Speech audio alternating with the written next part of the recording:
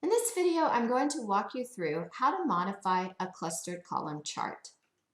It's easy to modify an existing clustered column chart. For example, here I have an existing clustered column chart that shows total revenue by sales rep. I want to modify the clustered column chart to show revenue generated in each country. To do this, I need to add country to the chart. Start by clicking on the clustered column chart. In the Fields area, click on Country. I now have a clustered column chart that shows total revenue by sales rep and country. That's it, we're done.